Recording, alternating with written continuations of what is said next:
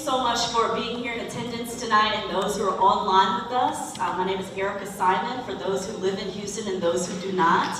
I'm an anchor of the ABC station here in town, Channel 13, for those who are local. So as you know, tonight, lots to talk about. This is technically called historic preservation versus wealth building. Is equity possible? That may be a loaded question, but we're going to try to unpack some of that and see if we can achieve that, right? So this is a panel discussion, like I said, that's going to talk about a number of things under that umbrella. It's put on by Houston Freedmen's Town Conservancy and is funded by the Emancipation Park Conservancy. So happy to have both of them putting this on. So tonight, as you know, it's going to consist of a panel discussion. We're going to talk about who they are, what they do. We're going to have their introductions, going to have some presentations from them, and then we're going to have a discussion, a Q&A. We're going to get a chance to hear from y'all a little later on tonight. We want to hear your thoughts. We want to hear those burning questions. This would be that space to do so. We're going to take some stuff online as well. This is an intimate, personal discussion. There's no right or wrong question, and hopefully we can get those answered tonight. We do want to acknowledge Houston Freedmen Town's Conservancy Executive Director, Zion Escobar, and staff, along with Houston Freedmen Town's board, who are present tonight. Eileen Law, the board chair, along with Bill Baldwin, Jackie Bostick, Christopher Cola, and Damian Hines. We might possibly have another special guest tonight too. Hopefully she'll be here soon. We'll see her. I'm gonna hold the surprise and the suspense.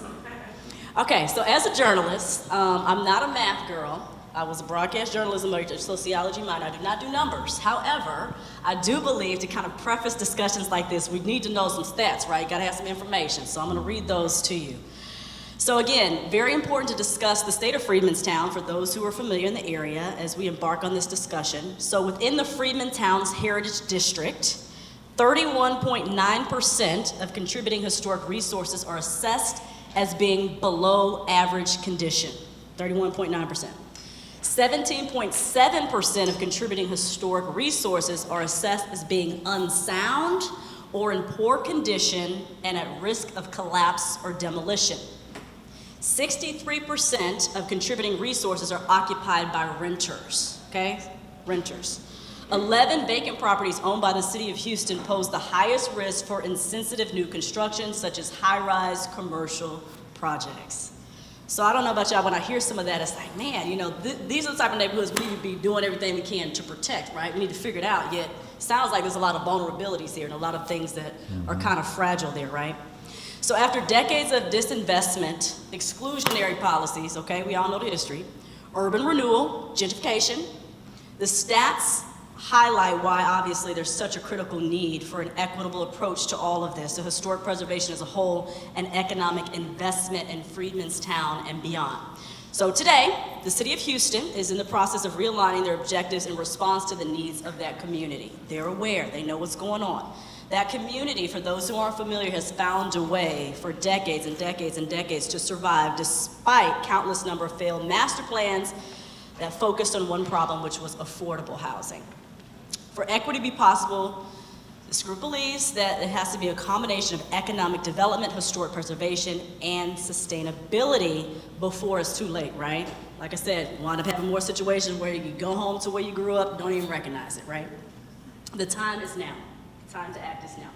So again, to have this important discussion about preservation and economic investment, the Freedmen's Town Conservancy has invited and welcomed Brent, who serves as the Executive Director of the African American Cultural Heritage Action Fund and Senior Vice President. The African American Cultural Heritage Action Fund is a $25 million fundraising and preservation campaign of the National Trust for Historic Preservation to fill an important gap in the nation's cultural heritage landscape. Our Harvard University, how do you pronounce this word? Loeb. Loeb. See, yeah. I joked earlier talking about anchor brains. We'll come up with some other name that wasn't even right. Well, Harvard University Loeb Fellow, Mr. Leggs co-authored the National Trust booklet, Preserving African American Historic Places, which is considered the seminal publication on preserving African American historic sites by the Smithsonian Institution. Short version, he knows what he's talking about. As a popular keynote speaker, Brent has been featured on NPR and the Today Show and in publications like Billboard, Architectural Digest, The New Yorker, and the New York Times. Give him a round of applause. Thank you. Next, we have Ms. Chenee Joseph, President and CEO of the Historic District Development Corporation, or HDDC. That is Atlanta's oldest surviving community development corporation. She spearheads nearly 4 decades of pioneering urban revitalization work in Atlanta's Sweet Auburn neighborhood. Chenee is known as the guardian of Sweet Auburn, preserving Atlanta's rich African-American history through deep commitment to revitalization and community redevelopment to restore historic Sweet Auburn, as it is affectionately called, and the Martin Luther King Jr. National Historic District to its former prestige. Round of applause. Last but certainly not least, we want to welcome Arimba Malliance, President and CEO of Hill Community Development Corporation. She serves in the historic Hill District neighborhood in Pittsburgh, Pennsylvania. Her work is focused on assuring equity in urban core redevelopment involving low, moderate income residents, communities of color, and cities. Malliance advocates for and utilizes intentional planning and development practices that honor people, place, culture, and the market. She believes in win-win models. To this end, Malliance led negotiations of a community benefits agreement with the National Hockey League's Pittsburgh Penguins to assure equitable development for historic tract of land in the heart of fast-growing Pittsburgh, the establishment of a citywide affordable housing task force, and the largest tax financing district in the history of the city of Pittsburgh were sealed as part of the negotiations. 2 snaps for that. Round of applause for her. Okay, so nobody can talk about what they do better than the people themselves. So you got kind of the groundwork of their bios and all of that, but they're gonna take a few minutes each to just talk about their experience, their body of work, their passion, what they got going on as far as initiatives and things that they're working on. So let's start with Mr. Brent. Yeah. So I'm based in Washington, D.C. I have worked for the National Trust for 17 years. I am one of the first generation of academically trained Black preservation professionals in the United States. It is an honor to work on behalf of our community's culture and advocate for the permanent protection of historic African American places. I worked for 9 years in Boston, since have been working in Washington, D.C., and I've had the honor of being the project manager to protect places like Madam C.J. Walker's Villa Lawaro in Irvington, New York, Joe Frazier's Gym in Philadelphia, a Negro League ballpark in Paterson, New Jersey, and beyond.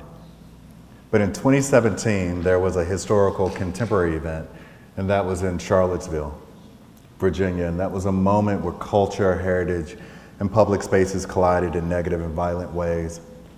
It was a moment where the National Trust, we started to ask ourselves, what is a solution and how can preservation be a catalyst for confronting the cultural reckoning that we saw? So we did envision a 5-year, $25 million campaign, but I'm proud to say that today we have raised $91.5 million. Yeah. Established a $14 million endowment to secure the permanent leadership of the African American Cultural Heritage Action Fund. And we have invested in more than 200 preservation projects nationwide, including 3 jewels of culture and heritage right here in Houston. The Freedmen's Town Conservancy, Historic Olivewood, and the El Dorado Ballroom. I'm so glad to had an amazing tour with this legendary elder this morning and learned about all of these stories that are imbued in Olivewood. That place is deserving of preservation, interpretation, and investment, and we will collaborate to make sure that that happens. Some of the projects and work that we are currently embarked on, our priorities includes supporting Black churches. We all know that all of our communities have Black churches that sit at the epicenter of our neighborhoods and our cultural legacy. We have partnered with the Lilly Endowment to establish a 3-year, $20 million Preserving Black Churches project. And hopefully you saw the good news that we announced in January, $4 million investment in 35 Black churches. We also have just launched a Conserving Black Modernism project to begin to elevate the overlooked contribution of Black architects in the 20th century and to ignite a conversation about their impact and the role of their design in historic built environments.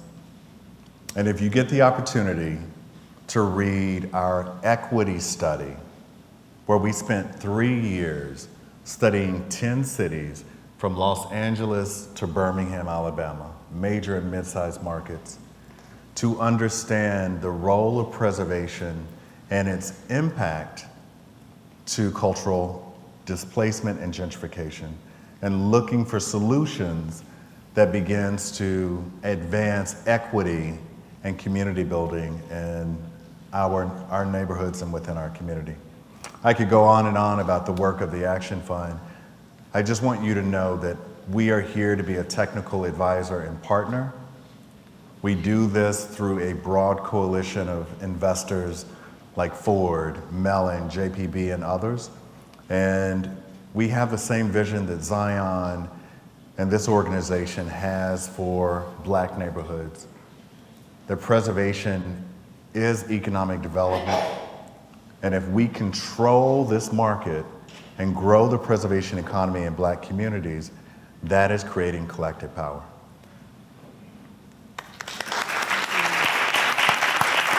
I'm Chenee Joseph, President and CEO of the Historic District Development Corporation.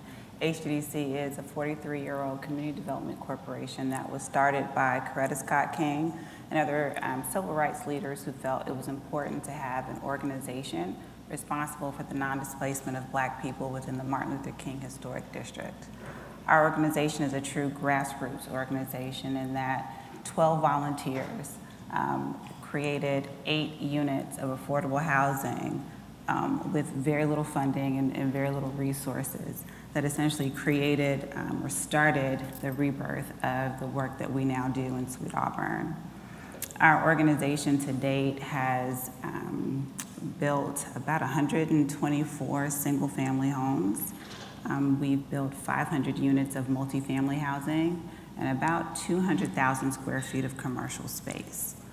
In about 2008, all was well with the world until the recession hit. I think you all may remember that and how hard that change in our economy affected real estate.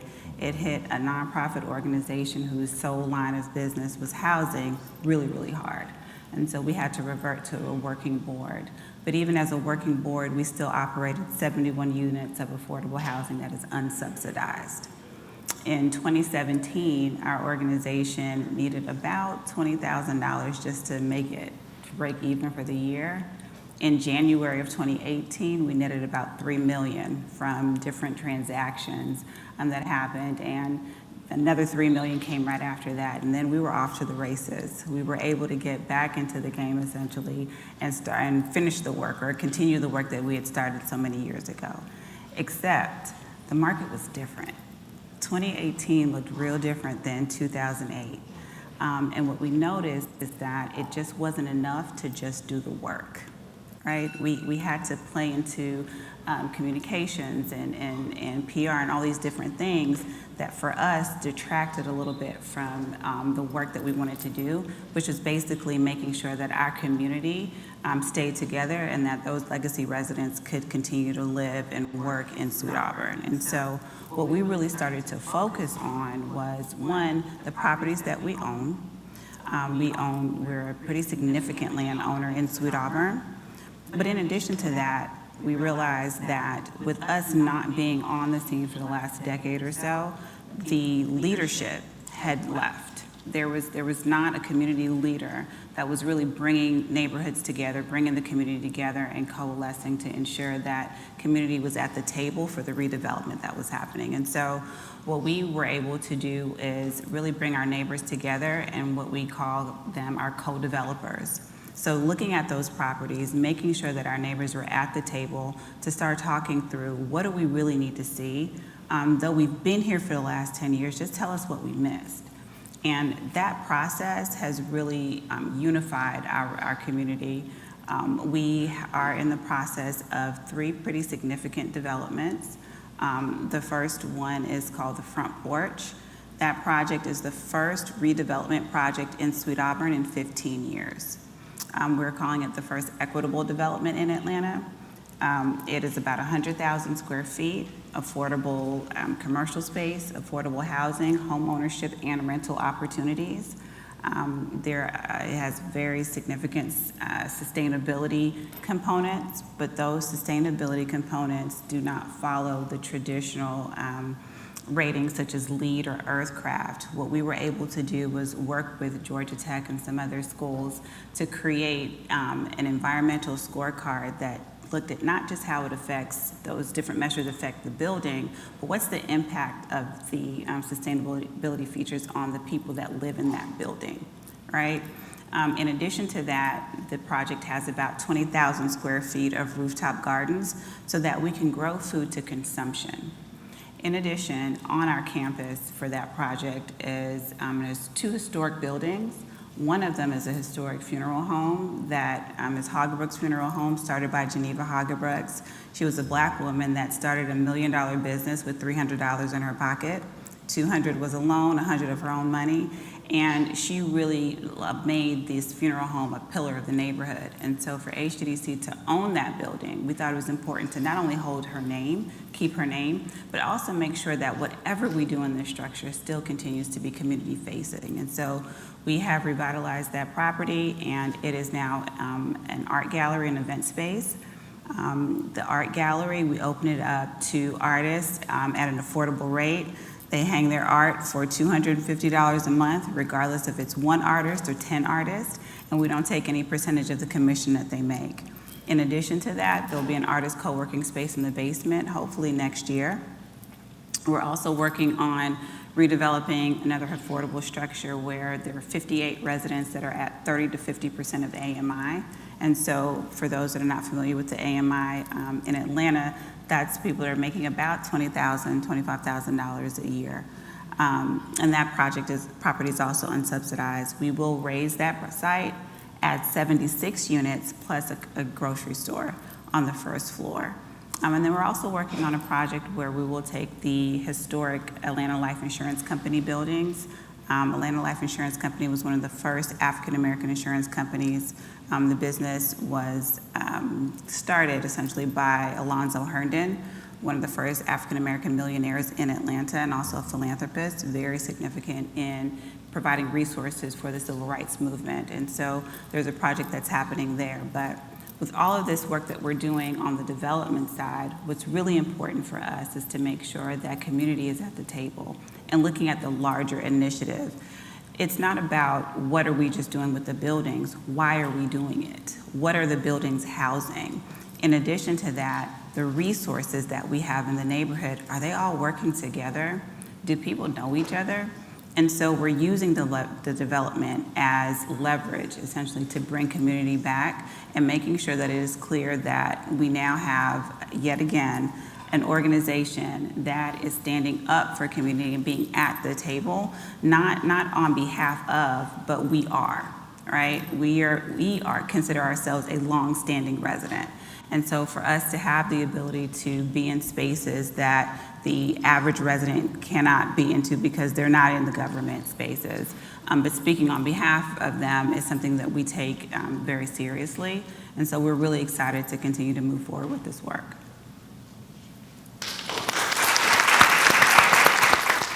Good evening. My name is Marimba Malayans, and I'm always in awe when I am sitting with peers and colleagues doing this work across the country. It reminds me of my why, and I just want to applaud both of you for the tremendous work that you can never be properly compensated for, right, financially, but the value that you are bringing to our country, to our communities, it can never be overstated. So I want to thank you because I know the life, you know, and it's so impressive. It really is. I am based in Pittsburgh, Pennsylvania's historic Hill District. And the easiest way to think about the Hill District is it's Pittsburgh's Harlem. And we are a 1,100 acre neighborhood which is a kind of like a small town in some areas, between two of the state's top economic generators of downtown Pittsburgh and the Knowledge Center or the University District of Oakland. Our neighborhood is currently about 600 acres of the Hill District neighborhood is either a vacant structure or a vacant lot, largely due to city-sponsored demolition. And our work, specifically the Hill Community Development Corporation, is focused on really three buckets: people, place, and policy. So we oftentimes say we build up the people while we build up the place, and we do that work. We can't do that work, rather, without really advancing equitable development policy. And so really that last bucket is our advocacy work. So what's in each one of those buckets literally? So the people bucket is our work around affordable home ownership training, entrepreneurship training, and arts and culture. So that first bucket is really focused on supporting people from within the neighborhood to buy a home, one of the maybe vacant, dilapidated homes that we have acquired and rehabbed, or another home that's on the market. The entrepreneurship work that we do, we are very, very focused on a place-based strategy that's rooted in reality. And so our community plan was coupled with an actual market study, right? So we didn't just like spin off entrepreneurship programs saying, hey, we want to have small business training. Instead, we do very specific training around industries that our market study says are viable for our neighborhood. And so we have programs like Beauty Works or Hill Tech Society or Hill Builds because of all of the construction happening in our district. And so, so that's our entrepreneurship bucket. And then last but certainly not least is our work around arts and culture. We are specifically focused on building a Black cultural, commercial, and innovation corridor in the heart of our city. And it's not just for our neighborhood, it's for our entire region. Like so many cities, particularly in the Midwest, there's a major brain drain. And it's not just the Midwest, right? It's a lot of cities throughout the South where folks don't come back home, right?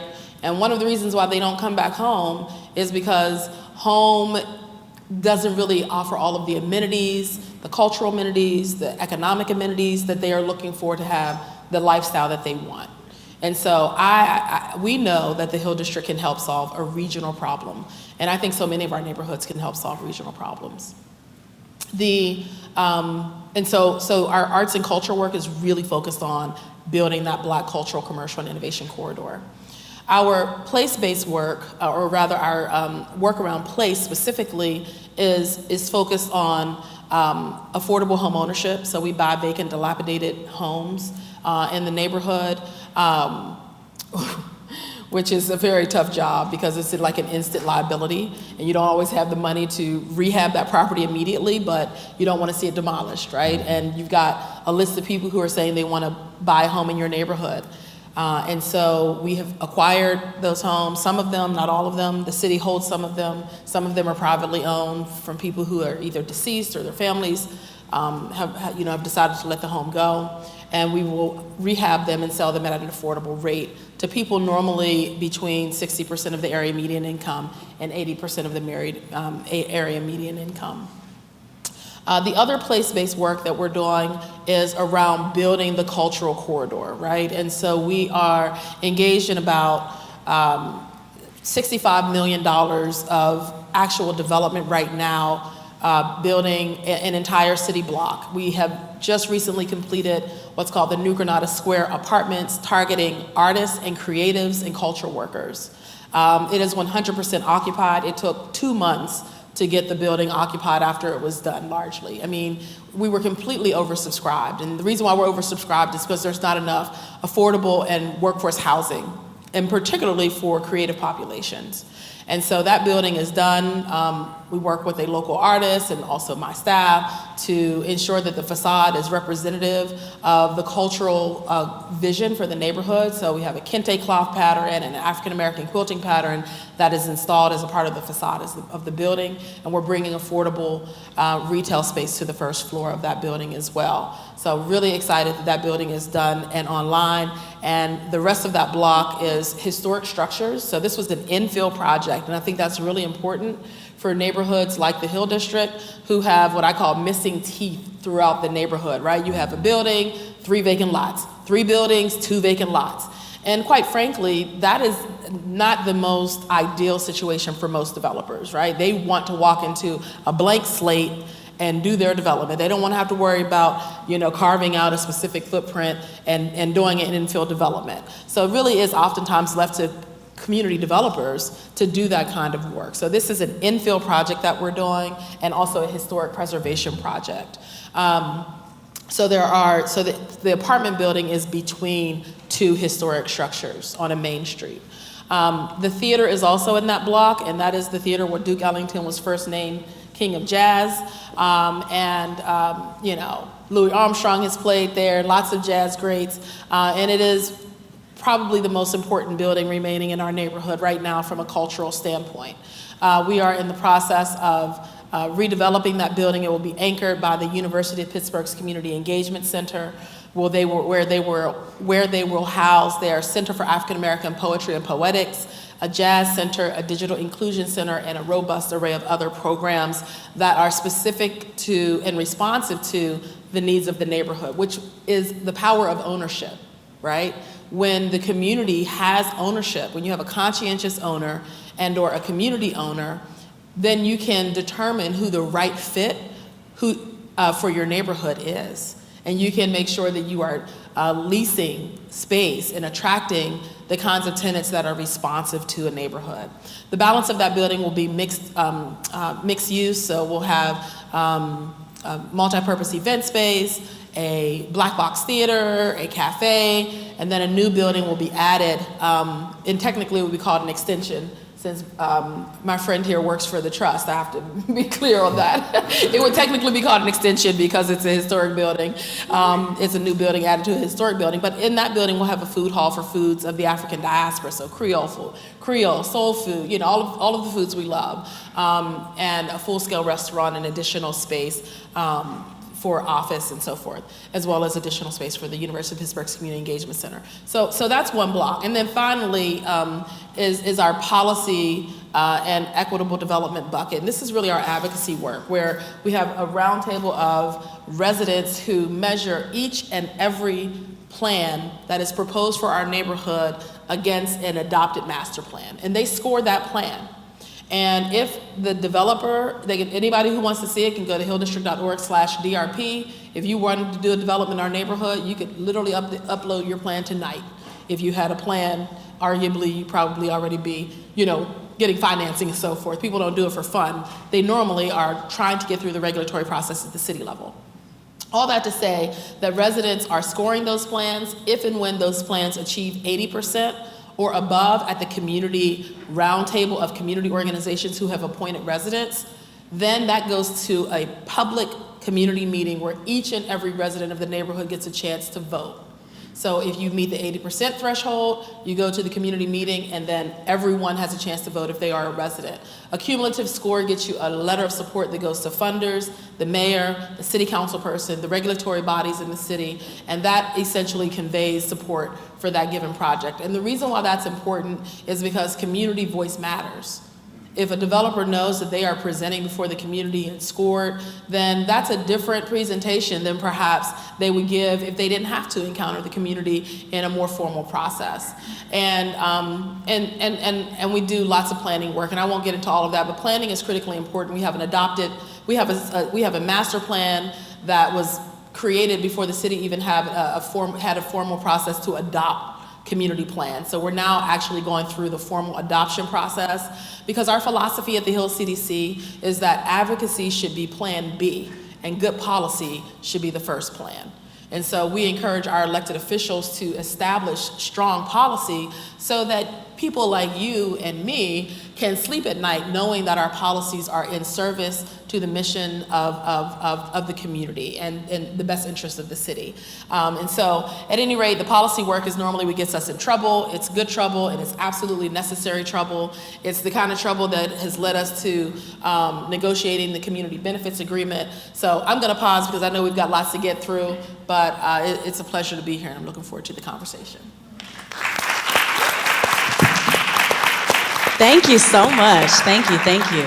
You know, as y'all was talking, it just, my brain was turning just as a journalist, but just also as a person too. First and foremost, thank you so much for your advocacy and everything that you do in your respective cities and nationwide. But what you're talking about is so important in terms of preservation side, because, you know, nowadays I feel like my generation sometimes doesn't always know or remember how we got a lot of stuff out of nothing, okay? And did a lot to build our communities and to keep that in our family, et cetera. You know, a lot of people worried about being the flyest person in the room, but ain't owning too much of nothing. So there's value in what you're doing. Thank you for pushing that and keeping that at the forefront. And you're absolutely right in everything that you're doing. I can't wait to see how far your respective groups are gonna grow us even more. All right, so with that, we're gonna get right into the panel discussion. After that, we'll have some Q&A. So each of you, if you want to, each one of you can answer the questions, maybe about 2 minutes or so each, and then we'll just go with the flow. All right, so the first question, we've been talking about how preservation, wealth building, and heritage tourism can become an equitable model, having this combo, right? Do y'all think that's even possible? Is it attainable? I would say it is, for sure. So what we know is our approach is the very first step is to protect. You cannot build an economy and a heritage tourism economy if the historic resources don't exist. So you got to protect the assets. And then, as you just heard from these amazing leaders that are using real estate as an economic development strategy, in essence, they're linking together culture and development. I just want to give you a quick project. So we're currently advocating to President Biden to establish a new national monument in memory of Emmett and Mamie Till Mobley, with discontiguous boundaries between Mississippi and Chicago. Chicago holds historic Robert's Temple Church of God in Christ. Sits on the south side of Chicago, anchored by these other cultural assets. It's clearly centered around heritage tourism and public education. But the real idea is that preservation is a tool to help empower Black people in the neighborhoods in Mississippi, as well as Chicago, to reclaim this economic development opportunity. So our investment is in the Black cultural institutions to grow their capacity so that they can seize the market. So capacity building is critically important to our work. And just the last thought here is the work in Mississippi, if you've been to the Delta, anybody been to the Delta? You know, it's literally the culture is rooted in the land, in the memory, in those humble historic buildings. And the main industry has been agriculture. So our work is, how can we educate the public about the memory and the land, but also revive an agricultural economy to the benefit of the Black people that live there, and linking together historic preservation, again, with economic development? Of course, everything Brent said is true.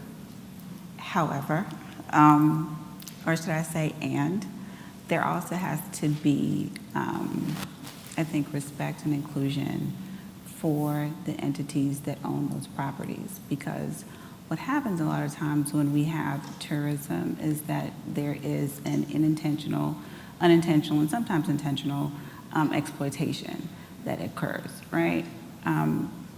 The irony is I literally just looked at a post that one of our neighborhood associations posted about an hour ago. They're conducting a historic Old Fourth Ward tour, which is where we're located. They're charging $25, right, for each person that's gonna come through and tour all of these historic properties. However, the neighborhood association doesn't own any of those properties. And so there has to be this balance here though, right? because it's great that we want to bring people to the neighborhood and we want, people to experience it, but we also have to make sure that we share in those profits and all the fruits that are produced so that we can continue to provide something for people to come and see. And I think that at times there's that disconnect where the building is important, but the ownership and the capacity of building of who owns it is just as important. Yeah. What they said. And I would say that, cultural preservation is my why. When I started in this work, I didn't have the language. I just got the language from recently just working with Brent, who has supported the New Granada project, and thank you for that. They were demolishing the Ellis Hotel and Eddie's Restaurant in our neighborhood. Eddie's Restaurant is where August Wilson, for those of you who don't know, August Wilson hails from the Hill District. He used to sit in Eddie's and write some of his scripts, plays, or whatever he was writing. I mean, even if it was before that time period. And then another hotel was where John Coltrane and other jazz greats would stay because they couldn't stay in the segregated downtown Pittsburgh, right? And they were like, the city was just coming through demolishing these structures, because they were, because somebody called and said, oh, the Midnight Plumbers have come in and this building is unsafe, right? It was like, sometimes they were privately owned and just not well preserved or properly boarded. Sometimes they were, publicly owned and the city just let them deteriorate over time. But in that moment, I remember, and I keep looking for this article, I remember saying, you are destroying our future economy, which should be rooted in cultural tourism, right? People do not want to hear about where Duke Ellington was named King of Jazz. People want to walk into where Duke Ellington was named King of Jazz. And that's still my why. I absolutely know that cultural tourism has tremendous potential, and I think fundamentally, what we have to get our heads around, and I think this is something that communities oftentimes describe our work as we're the dog in some ways who caught the car or who is catching the car, right? And so it's just like, oh, this is what happens when you reach this level of, of your goals, right? And one of those things is keeping the community together. So how do you build community while building community? And it's different when capital shows up, right? When you have to figure out where capital should be invested. Lots of new players get involved.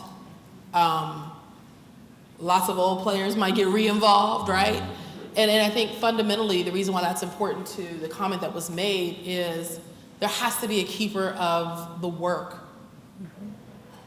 There has to be sufficient trust. They say progress moves at the speed of trust, right? But trust has to also be a decision, right? You have to say, I'm deciding based on what I've seen to trust enough to ensure our collective progress. Because resources have to come into the community. And if the community cannot collectively agree where those resources should be housed, right? It doesn't have to be all the resources, but some of the resources to keep the structures intact, to ensure the future of cultural tourism, then that's a challenge. So I offer that as insight to your question. Thank you. Very great perspectives from all three. Before we go to our next question, though, I want to bring up our special guest of the evening. Remember I promised that earlier? Well, she's here. Congresswoman Sheila Jackson Lee, obviously those of y'all who live in Houston know her well. She's been championing many of these same causes for decades and decades. On the short list of people that I can name who always show up and show out and actually do what they say they're gonna do is Miss Sheila, as I like to call her. So she represents the U.S. Congressional District 18, is also now running for the mayor of Houston. Everybody welcome her. She's gonna come up and say a few words.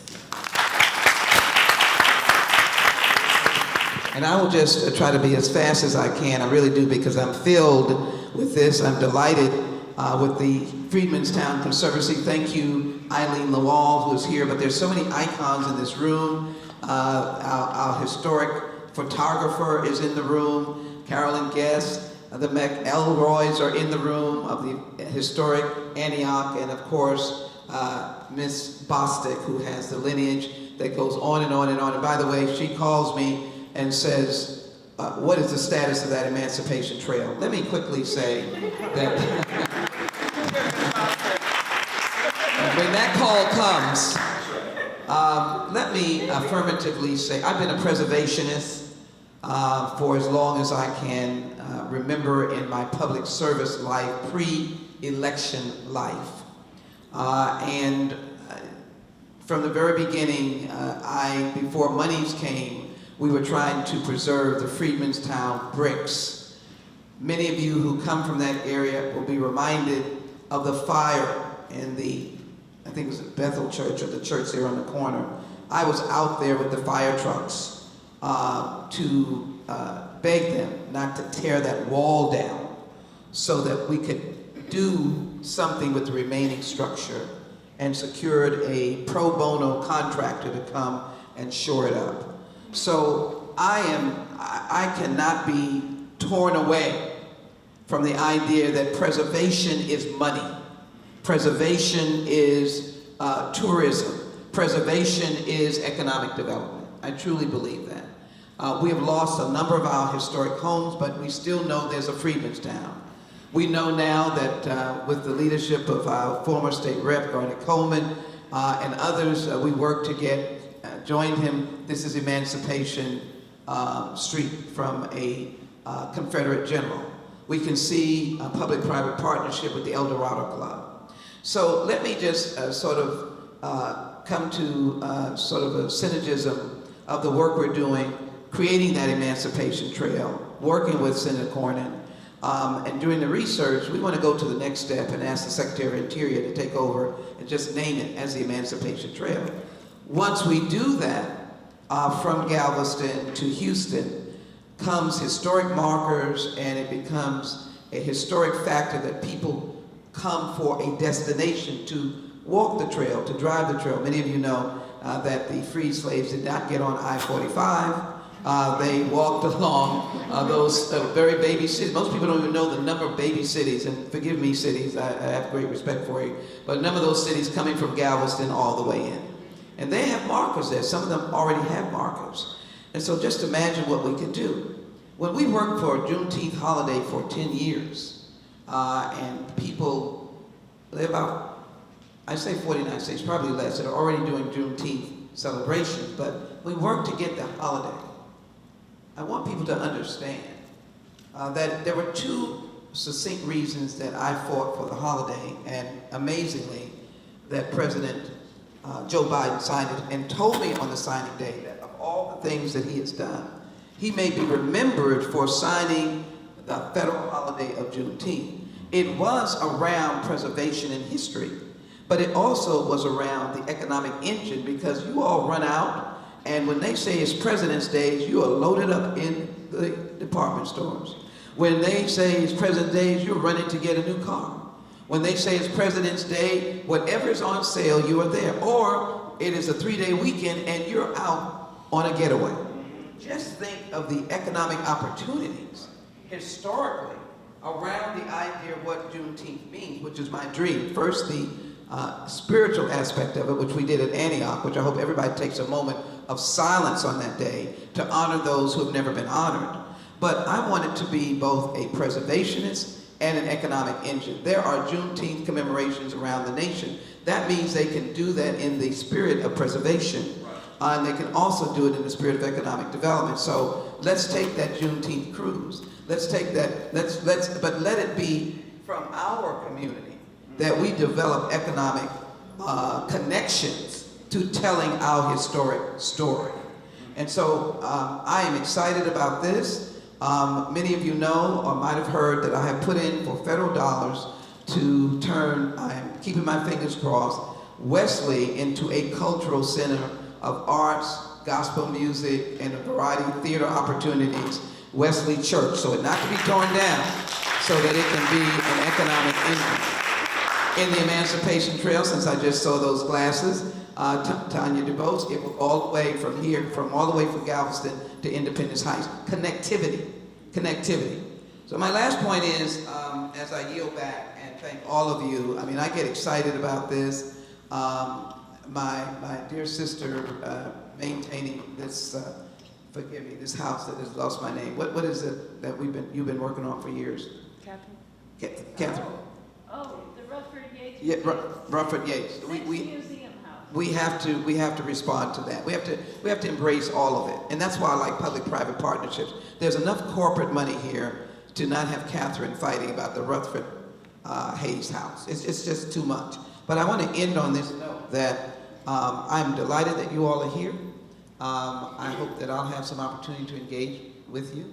My spirit as a member of Congress, since I'm still wearing that hat, and have the privilege of representing many of the historic parts of Houston, is that you've got to claim, a council member would say destination district. This is a destination city. And when you have historic preservation, historical factors and features, people come for that. My last closing moment, because lawyers have 3 and 4 closings, when I went down, the president signed Juneteenth either that Thursday or Friday, and Juneteenth that year was either Friday or Saturday. But I was in Galveston on Saturday, and the crowds were unbelievable. And one woman came to, well, we were out and about after speaking, and she said, I'm from Buffalo, New York. And she said, I'm gonna come here every year, because this is where I want to be on Juneteenth. Can you imagine her representing millions that will come to this region every year to celebrate and commemorate Juneteenth? Historic opportunities that we need to do to preserve our homes, preserve our history, and preserve the tributes that those who've gone on before us have done. And let me pay tribute to Erica Simon. I don't know if you see her.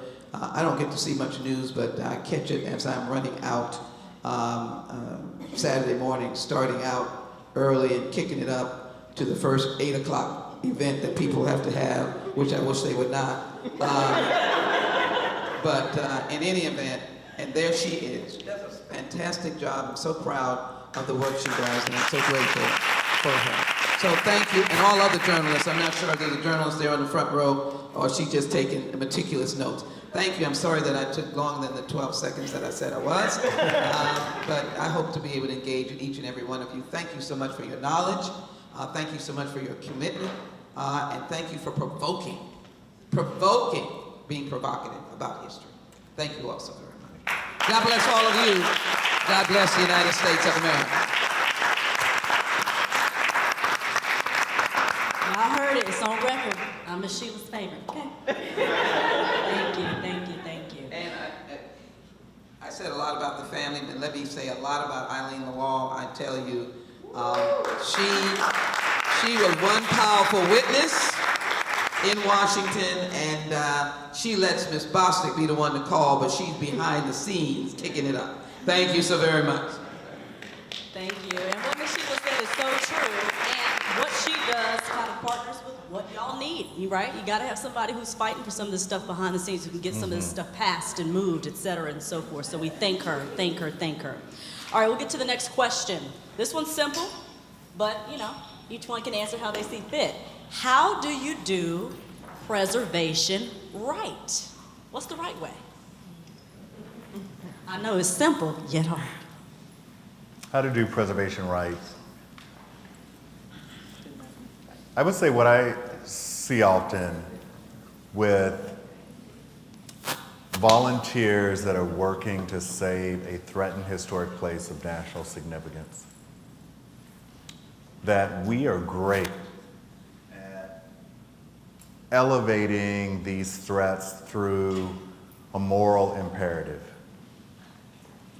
We're not so strong at making the economic argument about the economic impact of historic preservation. And when we begin to marry the two, that our nation should have a national ethic and a reverence for the full contribution of Black Americans to our nation.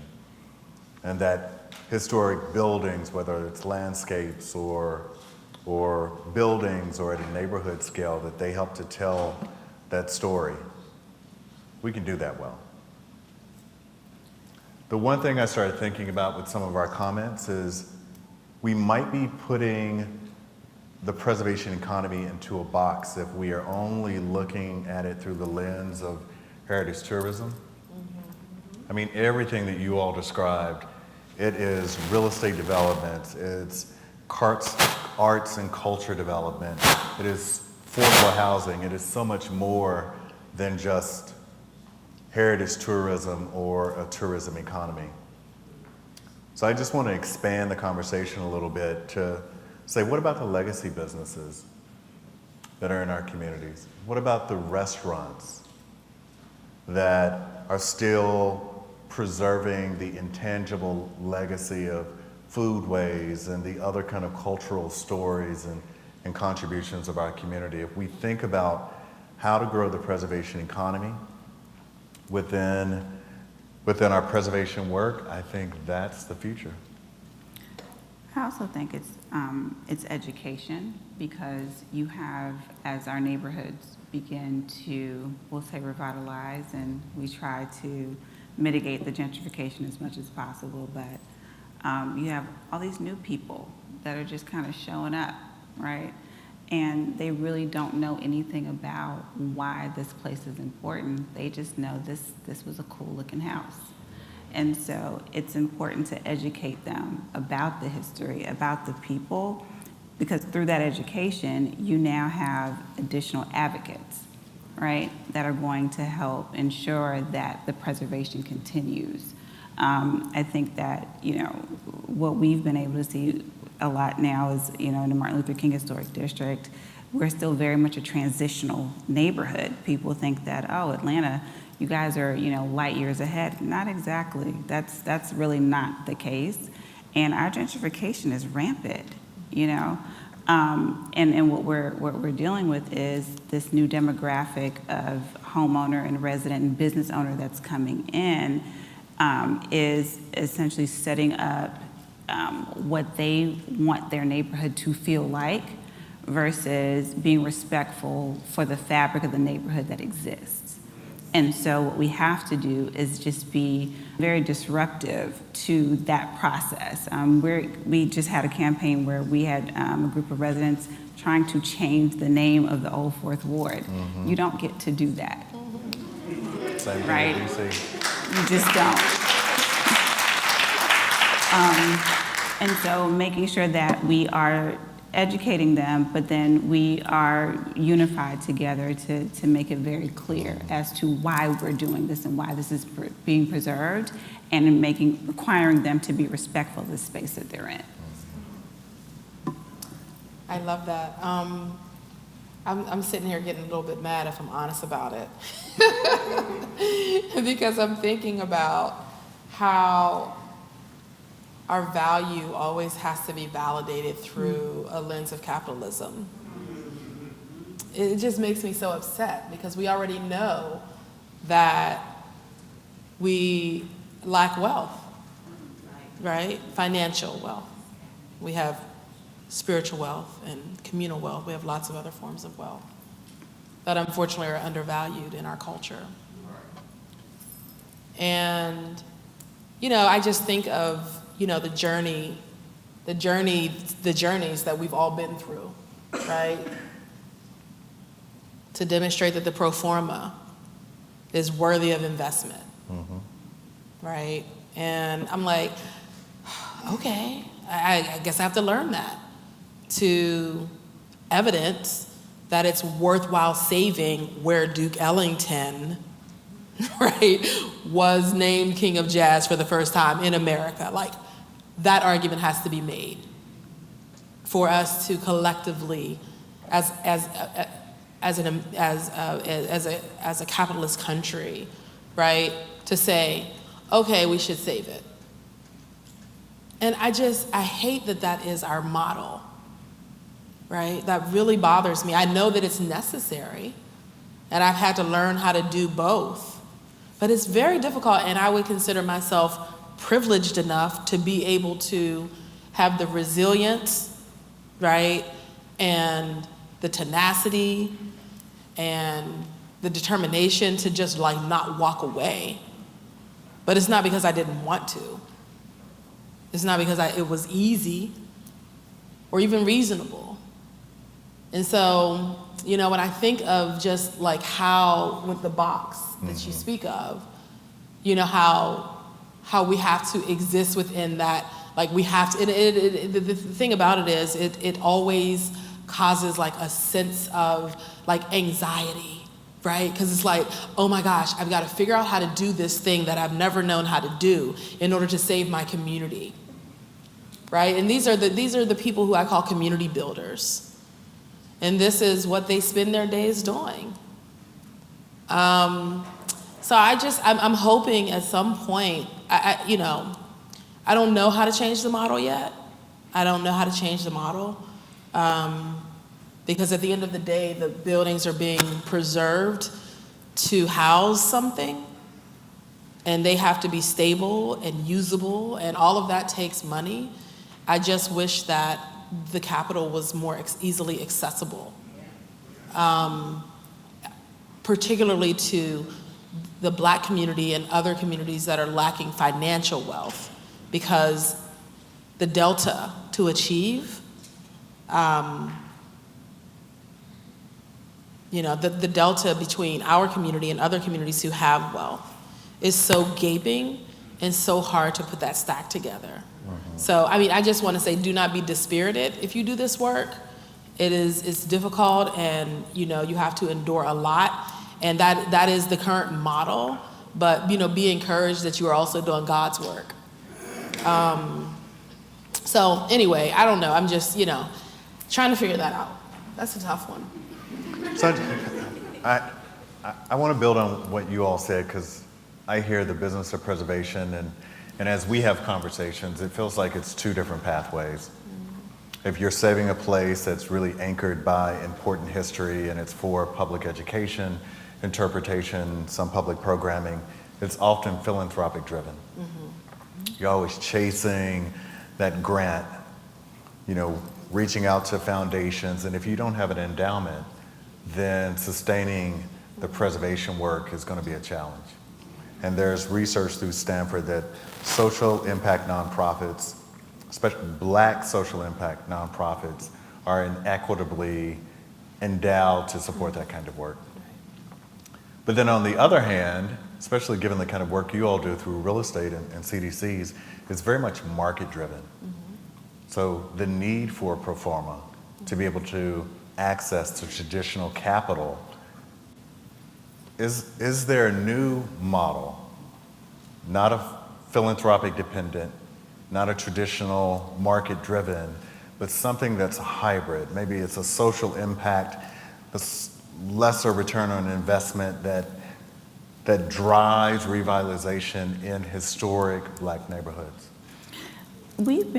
So the issue with that is that we're trying to take traditional tools to solve just non-traditional issues, right? Like, if I'm a nonprofit organization, I want to revitalize a property for the community good, that doesn't have an economic return. It has a social return.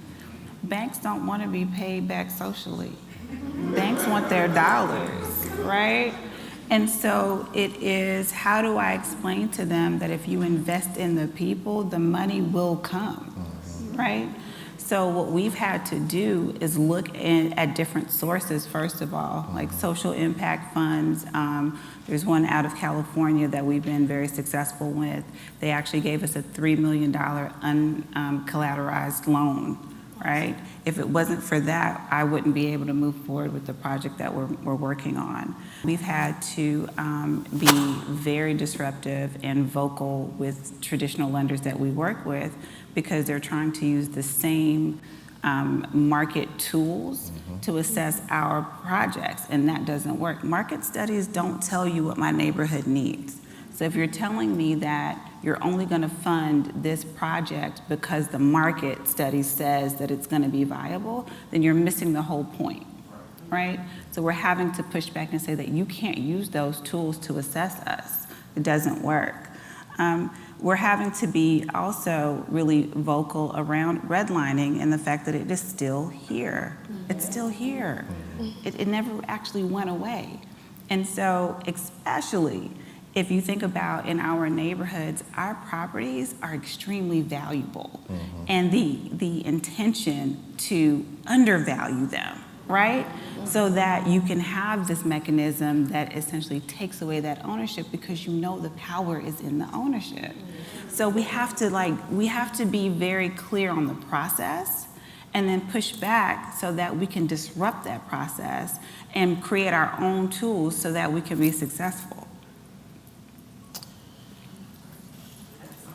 Yeah.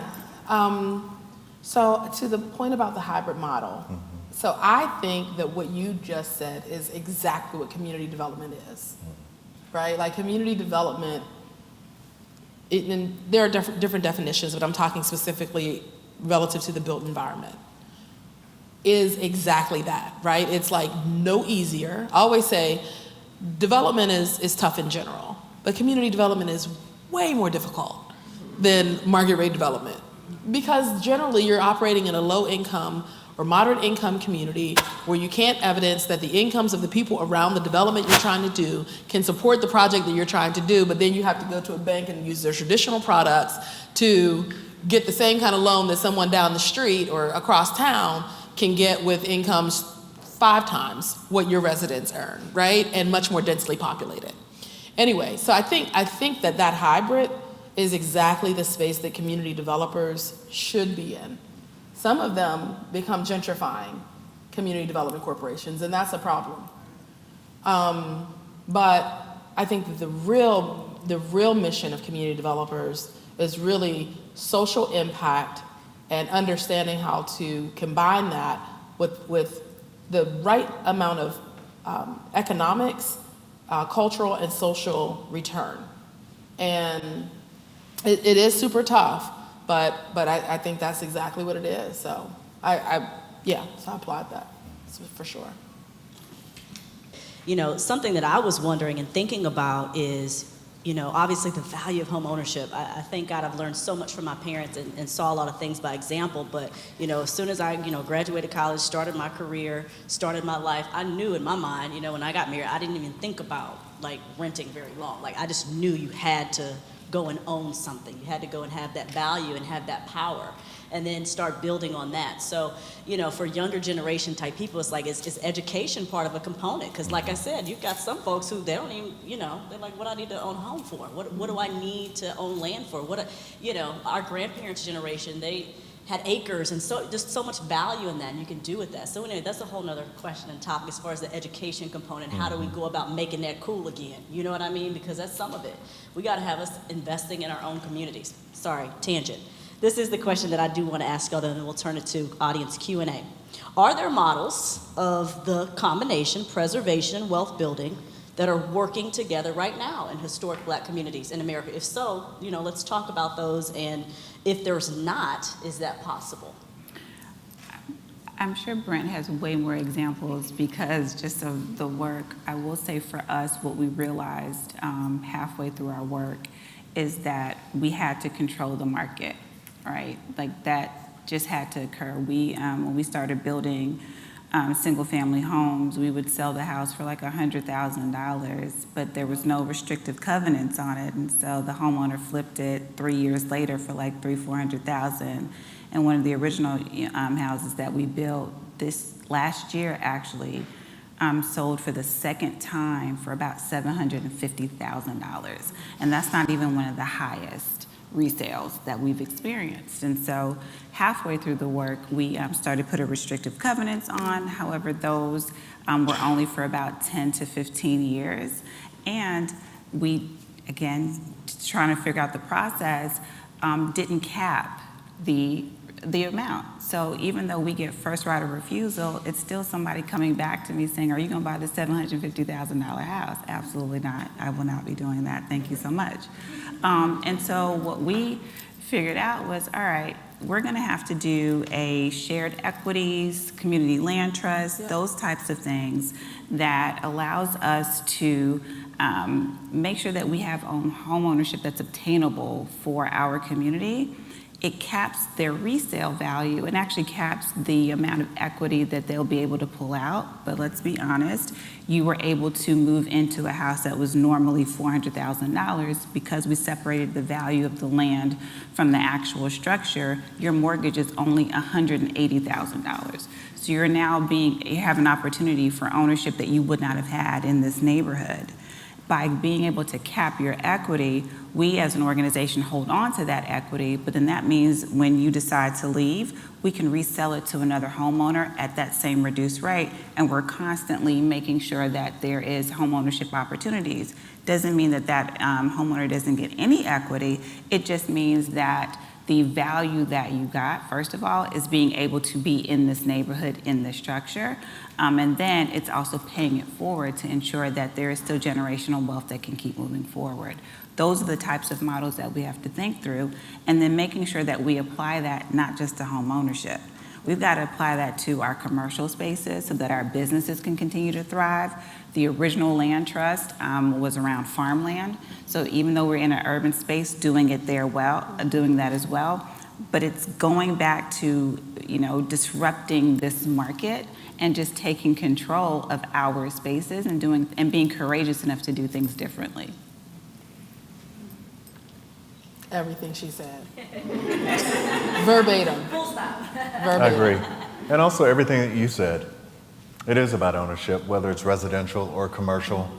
Even thinking about the younger audience or younger generation, we're seeing Airbnbs have complicated impacts in historic Black neighborhoods. But what does it look like for 25-year-old Black people to be growing the preservation economy through owning properties and hosting Airbnb or whatever the short-term rental would be? I'm always thinking about this idea of collective power and impact. I think part of our work is how do we organize all of the social impact, cultural development, CDC groups around the country. I mean, you imagine the work that you're doing at scale in Atlanta, Pittsburgh, and these other cities, or the market-driven Black real estate developers, helping them to understand their social responsibility, their cultural responsibility to direct their technical expertise, their access to capital, and drive this investment, targeted investment back in our communities.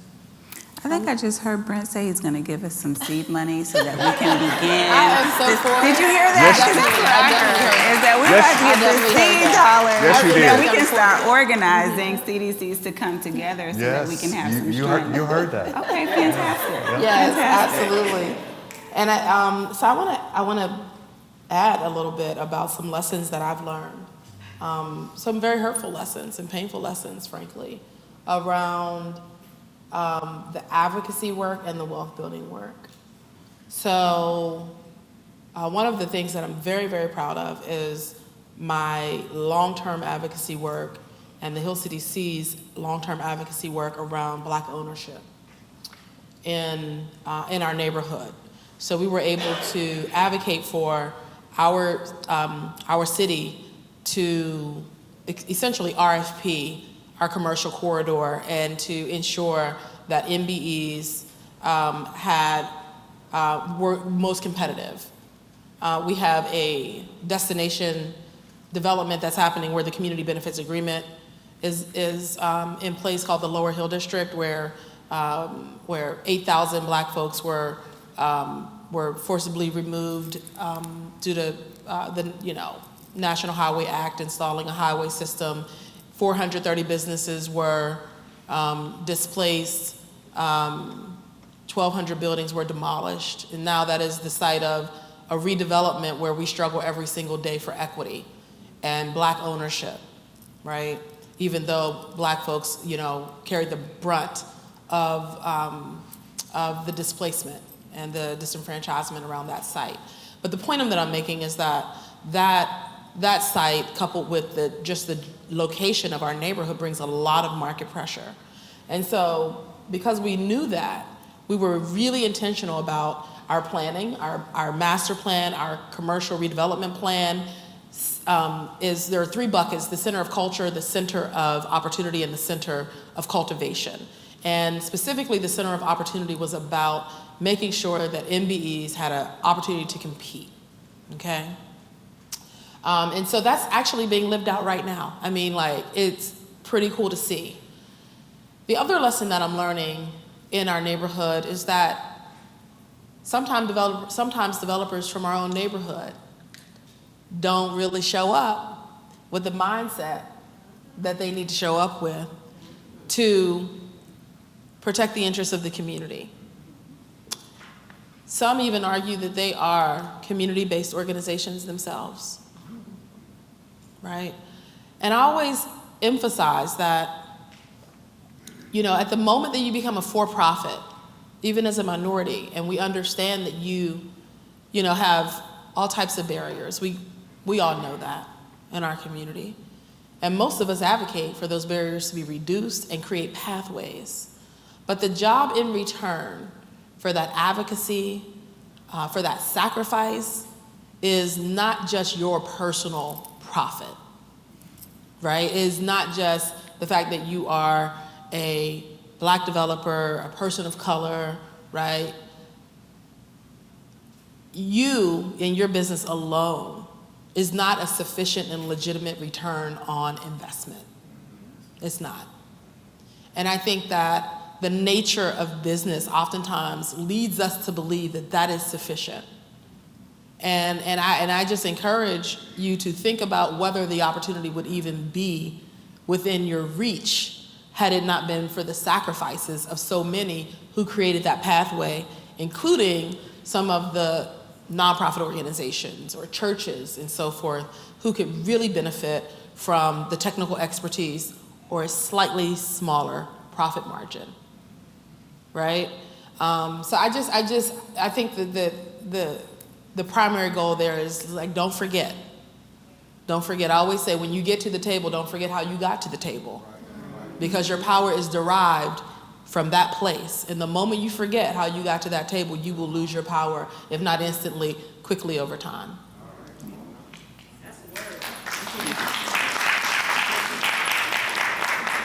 Well, as promised, if you have any questions for our esteemed panels, do me a favor. I'm so sorry.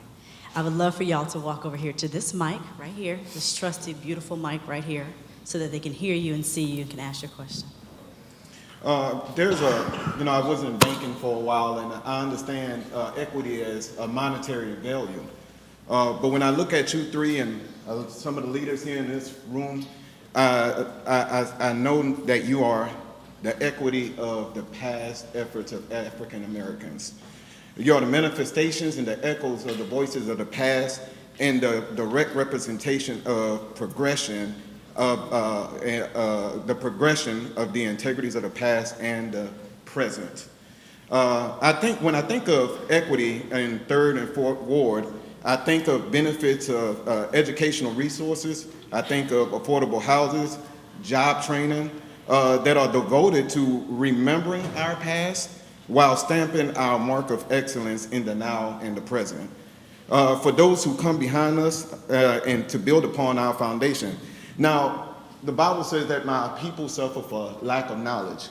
And I look around here and I don't see a whole bunch of 30 and under folks. And if all of y'all are under 30, I'm embarrassed. But I don't see that, and it's because we don't take the time to learn and educate ourselves. And so my question is, do you think that education and the resources dedicated for preserving our history is becoming a dying topic in the name of what the community would identify as gentrification?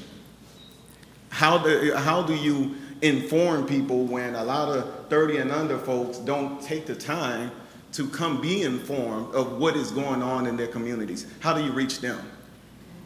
So there's two sides to that. You're right that a lot of times our younger generation doesn't take the time. But at the same time, I think that there's spaces where we don't create spaces that are inviting for them to come and learn. You know, I mean, think about how overwhelming that would be for a younger person to walk into a church that is 100, 200 years old, and it's filled with people that are their parents or their grandparents' age, and you're asking them to even understand what we're doing, what's happening. We have to find a place to meet in the middle so that they understand that this is not just our history, it's their history as well, and that they're a part of making that history. I think that we've put all the responsibility on the younger generation without us taking the responsibility that we haven't necessarily reached out either. I mean, I did not ask my mother to teach me how to cook. She's like, you need to come over here because this is what you're about to do, right? And so whether I liked it or not, I learned all of these things that sometimes I don't even remember how I learned them, but I know it was because she said, this is what you're gonna do, and I'm doing the same thing to my daughter. We have to kind of have that same approach. I appreciated your question and unpacking some of it. So we partner with 19 HBCUs, and we have a preservation and practice summer program that's both an educational and cultural experience for HBCU students, mostly those that are in the College of Design. And of the 105 HBCUs, 7 have colleges of architecture planning with preservation programming integrated in their curriculum. And the joy when they realize that you can be a professional getting paid to advocate and protect Black culture. I mean, it's a growing list of people that admire and appreciate the work. But where you started from the very beginning is the role of preservation is education. That's why we do this. We want to instill pride back into our community so that if we don't see daily role models as a witness, then at least we can go to a historic site. Hopefully there's a historic marker that reminds us of the embodied legacy and power that we hold. Your word around equity, the reason that we all three sit here representing this growing multiracial coalition is because we are fighting against cultural inequity and the erasure of Black history in all kinds of forms. So we're part of a revolution, and we are igniting a national conversation about the meaning of American history, and most importantly, our work is about centering Blackness at the core of American democracy. And what I appreciate so much about the Conservancy and hosting us in this conversation is the equity word in historic preservation is bigger than what I just described. It is the business of preservation. It is growing that preservation economy. And once we are technically equipped through the education that you described, that's when we have power. I have one quick response to that. I think that connecting with existing organizations and systems that house, right, or support young people is really where we should be. And I think that folks like us can help create curriculums and make it easier for folks to get young people involved and interested. I mean, one of the things I'm really big on in the Hill is like being tech forward, right? So I want to see like all of the murals have a QR code where you can pull up the artist, you can pull up, right?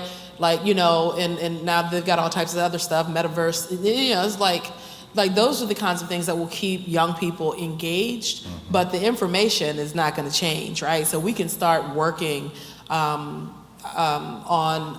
the stories of our neighborhoods locally. And just take it to a community center. Hey, can you start sharing this with the kids? Take it to the local school system. You know, they're looking for, especially with, you know, the attack on the full story of America in our public schools, folks need, literature to really support the education within our schools as well. So, I mean, that's just an idea. Mm-hmm.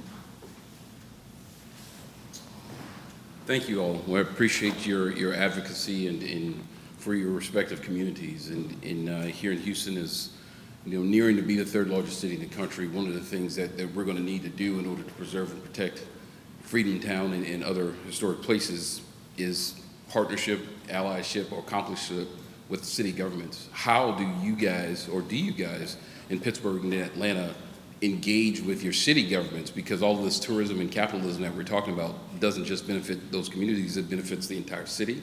So how do they help you? Do they help you? And what is their sort of kind of engagement with you guys in how you do your work? I'll dive. I'll dive in a little bit. I like to think I'm the best friend of all of our local elected officials, but I'm also probably the last person they want to see coming sometimes. Because in so many ways they have the most power. They have legislative power. They have the bully pulpit. Frankly, what more do you need than legislative power? Remember when I said policy should be plan A and advocacy should be plan B? But we've got to reverse in our communities, where it's like unless 150 people show up 10 times a month, then you can't even start talking about policy. That's not the way it should be. And so I would say that I have recently been advocating for a demolition moratorium in our neighborhood, because our city has just started demolishing again a lot of homes in our neighborhood, right? They have gone and labeled all of them as condemned. And I don't know if it's a technical issue, a human error, I don't know, but it happens in spurts. And we may have 5 years of good partnership, and then politics change sometimes, and then new folks get into office, they have to get acclimated, and then you have to re-engage. So that's very difficult work, and it's exhausting and puts a lot of pressure on the people who do this kind of community building work. But yes, the permits licensing departments, the redevelopment authorities oftentimes have tax credit programs and grants that they can be investing in. Our particular project in New Granada, our local redevelopment authority does have a tax credit, a new market tax credit arm that is supporting one of our projects. So yes, but it should be easier. I will say that it should be easier. I think that a strong relationship between community developers and municipal leaders is so critical, and they are such natural partners, but are oftentimes not in the most productive structure, right? And I think a lot of that has to do with power, and a lot of it has to do with elected officials have to run every 2 and 4 years. Community builders are like, I'm here because I love this work. I otherwise would just not be doing it. And so, it's just a different analysis.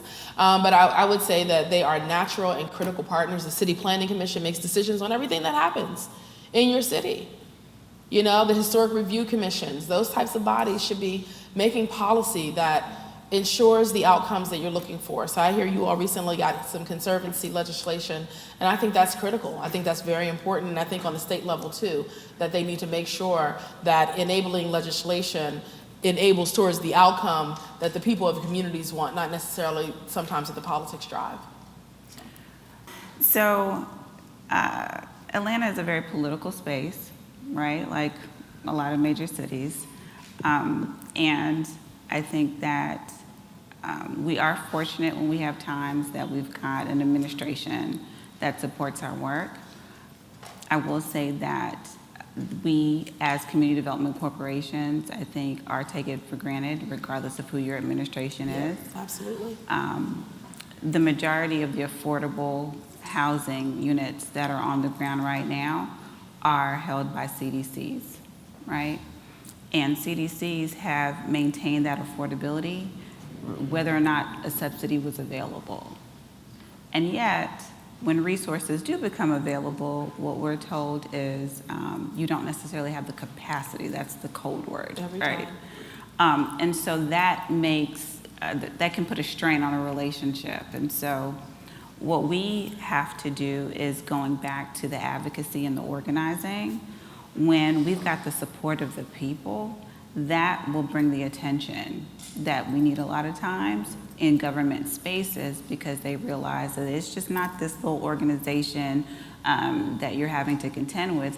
You're dealing with a whole neighborhood here, a whole community that determines whether or not you're going to be reelected. And so now you're going to have to listen. You know, we talk about something we talk about all the time is just having a seat at the table. Well, we're having to remind our government officials, we built the table. We built it, you know? And so in really level setting who has the power, we're doing that in ways that first we've got to be stealth and making sure that the organization is strong enough to deal with whatever blowback is going to come, because it's going to happen. But at the same time, organizing on the ground so that we have the support we need of the community to be able to be at that table and to be the advocates that they need for the issues that we know that the government is influential in. And the only thing I want to add to that is what they just described is the politics of preservation. And in my experience, what I've seen in engaging with mayors across the country, they need to be educated. They are novice in their understanding of the economic and cultural benefits of preservation. And it takes a lot of time to educate them on the benefits. Hello, my name is Priscilla T. Graham, and it's been such a pleasure to listen to you tonight and what you have to say. I think what has happened to our people is we've forgotten who we are. Okay, there was a time that we all lived together and we was in a space because we had no options. And as time went on, it became unpopular for our kids to be raised in those neighborhoods, and they just kind of went away. The people aged, the building aged. You know, like even with our bodies, if we don't put anything back in, it will die. And that's what has happened to our communities. They have died. So my question to you is that you're in Atlanta and you're in the Hill District. So my thinking and my assumption is that it's very little left in the communities that we're talking about that's owned by people that maybe look like us. And so how do we get the people that have vacated, those that have their roots there, to come back and start? I just keep hearing education, so education just keeps ringing in my mind about the whole thing, is that it's an education process. But how do we get them to come back home in order to uplift those communities? It's education, but it's also, you have to provide the opportunity. Like, I can't ask you to come back to Sweet Auburn and the houses are $1 million, right? So I mean, you know, it's all the things that we just talked about. It's the ownership. It's making sure that I can bring, you know, we just had a dinner last night where we brought, there used to be a farm, a 10-acre farm in Sweet Auburn that was a thriving farm. The farm was displaced by one of the churches, right? And so now that we're trying to bring back this urban agriculture ecosystem, I'm having to make sure that the farmers that I'm asking to come back know that we're not going to do this again. Even though we weren't the one that displaced you, we got to have that trust, right? But that also means that I've got to provide them the opportunity to own their farmland, to show them that I'm not just trying to have a bunch of community gardens, no disrespect to community gardens, but we got to go to production. We have to make sure that there's a relationship with the grower and the restaurants, that there's a full cycle support there, right? So the intention around not just asking you to come back, what are you coming back to? You know, that's what's really important. And being a CDC, being that leadership in the neighborhood, making sure that we are at every opportunity possible, providing that opportunity so that people not only want to come back, but they want to tell other people to come back. And then they also want to be the advocates that are keeping the work going and that they're doing their part. When we have our home ownership programs, we do home ownership programs around our shared equity. So if you're going to buy a unit from HGDC, you have to go through this whole process of understanding what home ownership is. But one of the components of that program is also understanding what does it mean to participate in your neighborhood.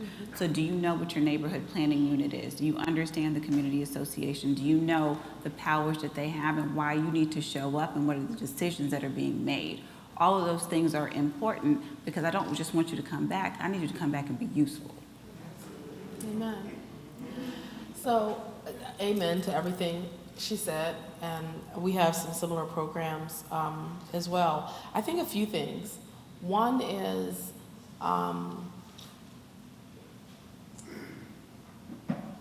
sometimes people don't see the value in their own community, right? And that's something that I think has faded over generations within our community.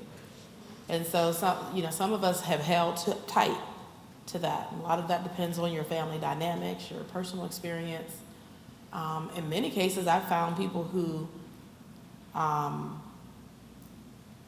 so let me focus on this. I think education, it's hard to convince people to come back to districts where their kids can't go to a quality school. That's a big one, right? Because then they've got to figure out, okay, well, now I've got a new bill, right? And I got 3 vacant lots next to me or a structure that nobody is investing in. And so it can be hard to get folks to see the vision. I think that's a part of the work that we do, is to cast the vision and to stage the opportunities so that they seem and feel accessible. But you're really asking someone to uproot their entire life, right? And to sacrifice their life for the same reasons that you are willing to or have sacrificed yours. And I have found that that's a really tough ask. People want to, in spirit, in their heart, is like called to help and or to participate. But then when they sit down and think about what does that mean for my family practically, sometimes, what do they say now, math ain't mathin'? So, sometimes it just doesn't work out.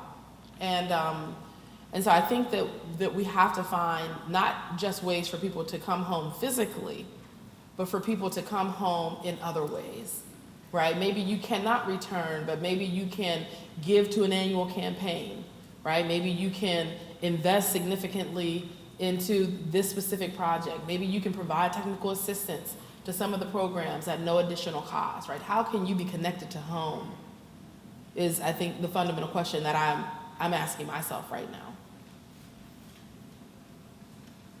So as the universe has it, it's like perfect timing for the question I'd like to ask. One, I'd like to say thank you for coming here to share your expertise. I don't know about everyone else here, but I heard things tonight that we see on paper, we see in social media posts, but to hear and put the pieces together of how this tapestry really works is really moving for me as someone who's in that challenging position of trying to string together a patchwork of good intentions, right? And make it economically viable. And so what you mentioned, which is how do we have people be able to come home in spirit and in intention? How do we have equity? What do we do about this, the CDCs being sometimes accelerators of gentrification, heritage tourism being accelerators of gentrification? One of the models that we're researching and trying to understand is if a community trust, not just a community land trust, a community trust so that all development becomes equitable development, because everything that goes in is paying a dividend to those who reside, those who were legacy, those who are associated, those who have a stake, so that all people benefit. That's the win-win. And from what I'm seeing right now, and I'd love your feedback on the viability for Freedmen's Town, for instance, of a community trust so that we can build, we can restore, we can preserve, we can amplify, and all things serve everyone in the community and those who choose to be financially associated and put in or get out, of course with lots of structures and priorities of who gets what and things like that. But that general structure, could you comment on that? So one, before I share my idea, I just want to applaud you and your leadership. Let's hear it for Zion. Yeah.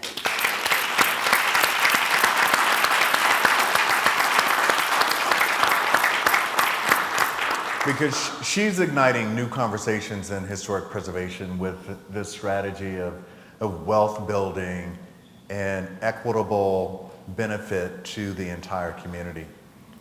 I don't know that I've seen it done in this community trust model that you described. You know, we've seen the commercial and the other kinds of models. I think the opportunity here, in my mind, I continue to go to zoning overlays and how do you create a geography and then a business model around this and how do you build out, in essence, a business and a business strategy. I think there's an opportunity to build on the good work of the city of Houston and the recent conservation district, heritage districts, the leadership of the Conservancy, and what I heard you describe is Afrofuturism in heritage spaces. So in essence, it has yet to be done, but we know it can be. And I know that we will all bring our expertise and resources to help you figure this out. We have not, we haven't actually created a community investment trust yet, but there's quite a few of them that are popping up in Atlanta. What we know is that it has to be at the forefront. You have to think about that from the very beginning. It's not something that you can add in the middle or even, you know, at permitting. It has to be very intentional in finding the right lending partner to make that work. But what I hear from my colleagues that have done it is that the organization that's doing it, one, has to be very strong because the neighbor has to understand it, right? And those types of projects, unfortunately, take a little bit longer because the financing and the nuances to it are just new, right? And then it's also, you know, banks are struggling. When you think about just a typical pro forma, everybody's trying to make sure how many people do I have to split this with, right? And so when you add the community aspect to it, again, that social impact part is just not what they're used to having to take into consideration. So your organization has to be strong enough financially and from the community side to be able to get neighbors and residents to understand that this is so much bigger than them just getting a check. This is about making sure that this dollar continues to cycle and that we're truly keeping our resources here in the community. I think that they're good ideas. I'm still waiting to see what does that really look like in the next 10 to 20 years to make sure that it's actually sustainable. It sounds great, but we're still trying to figure out, is that really the best mechanism to use to ensure that we're keeping the resources in our neighborhoods? I think it offers a great opportunity as a call to action and to organize around a collective call and goal. I think that the technical pieces that have to be in place are formidable and will take, you know, quite a bit of investment itself and in the organization, in the suite of supporters, technical consultants specifically. But I think that it could be interesting. I'd like to learn a little more from the folks who you've been talking with, and then also the people who you're talking to here. But I think it could be great. I mean, again, I do want to just say though that, you know, money can do all types of things, and I have to tell you up front, right? Because that's just something I did not expect, right? When we won some of the resources in our community, you know, through, you know, kind of organizational leadership, like some folks lost their minds when that money arrived, lost their minds. And what we thought was a solid core, you know, became strained. And that could, you know, threaten the entire, you know, initiative. So I encourage you to kind of think about that up front. Don't assume that everybody is going to end where they started. And be okay with that, but just be prepared for it at the same time. So anyway, that's what I can offer at this time. Okay, another round of applause for our amazing panelists. Does anybody else feel enlightened, inspired, ready to go out and change the world? Anybody else? Thank you again to our panelists. Thank you so much to everybody who showed up tonight, everybody who joined us online, Freedmen's Town Conservancy, Emancipation Park Conservancy, everybody who made this happen. Sharon Fletcher, I love you, you're amazing, you're a superstar. She put all this together for us and made it flow like a well-oiled machine. So, give her flowers. We're gonna just mix and mingle really quick if you're interested on the way out before you leave. Exchange business cards, give some hugs, give somebody some positive affirmations. And obviously y'all can, I mean, this is the age of technology, social media, you can stay abreast of all of their projects, everything that they're doing. I'm sure you can connect with them and their stuff online. Obviously, with both conservancies that I mentioned, you can check in with them, okay? Thank y'all for being a great group of guests, and thank you for having me.